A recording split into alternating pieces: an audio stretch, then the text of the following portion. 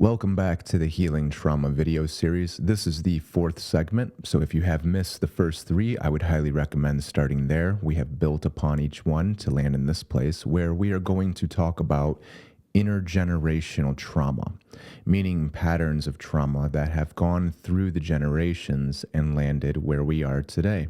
And perhaps most importantly with this is the aspect of blame in terms of what do we do with this pattern of trauma.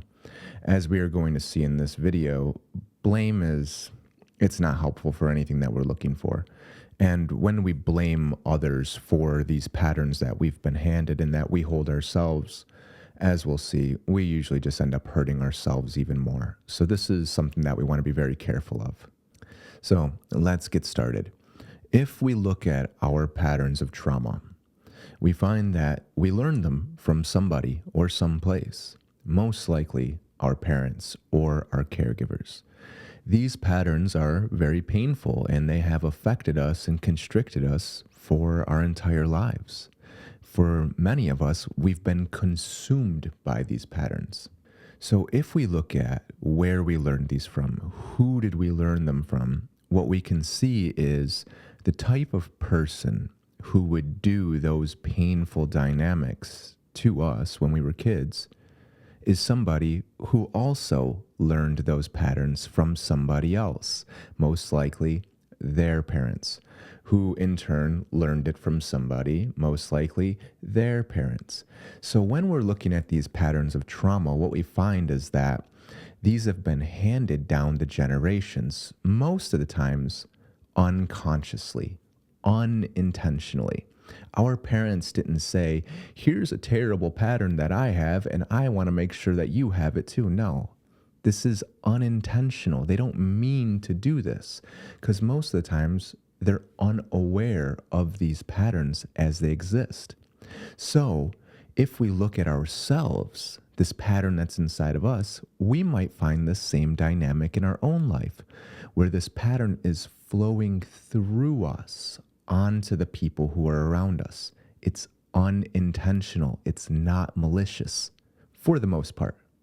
This is what we talk about when we say it's intergenerational, meaning that it has flowed through all of these generations. This is what this trauma does, is it has these really long, wriggly tentacles, and it wants to get inside the crevice and take root and grow inside of each one of our lives. And then it wants to spread onto the next generation. That's the nature of this trauma. And what we want to do is become very aware of this pattern so we can enact choices in what we do with it. One of the things that is very easy to do with this trauma is to blame others, to say, well, my parents just didn't do a good enough job, or my parents did this thing and it hurt me and it's their fault. It's their fault that I feel this way. It's their fault that I act this way. This is very easy to fall into.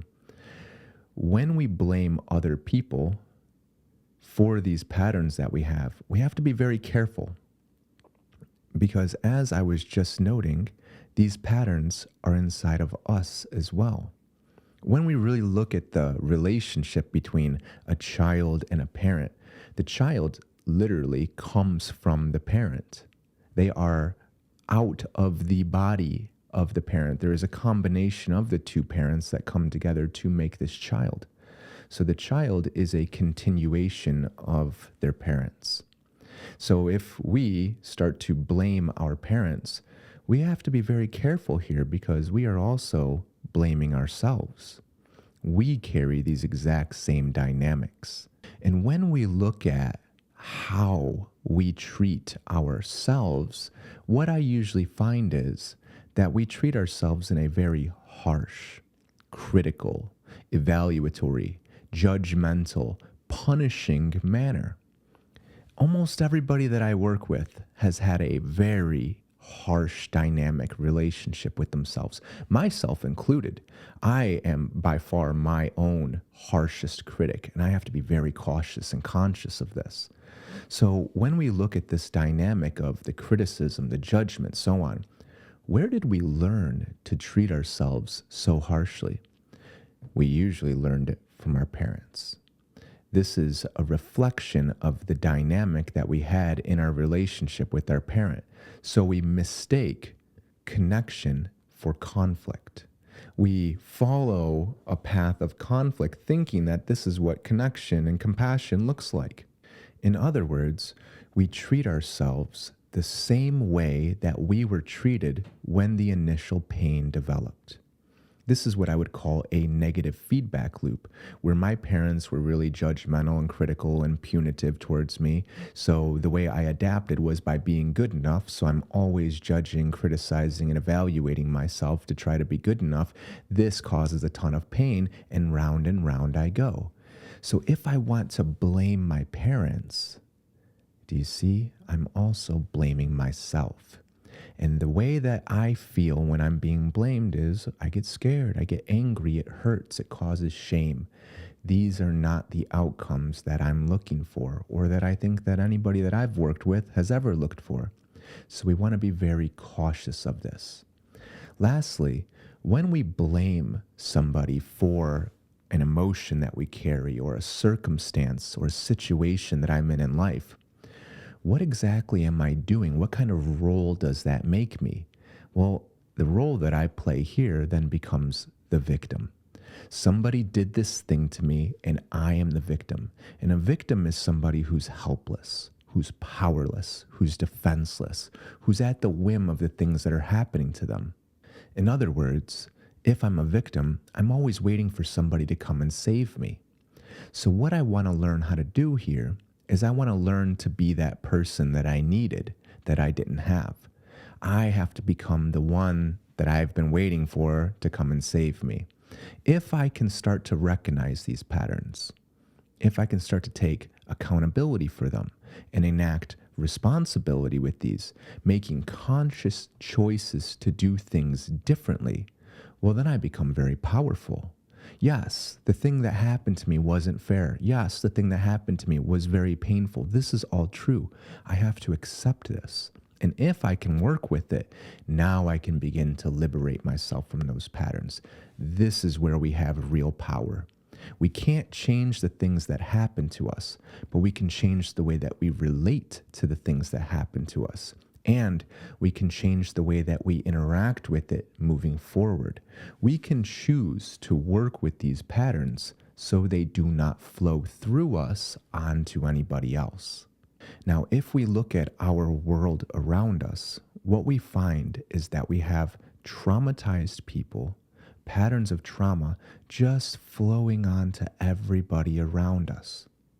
So if we as individuals can start to take responsibility for this, we can carve out a new path, a new pattern, and this almost becomes like a viral contagion.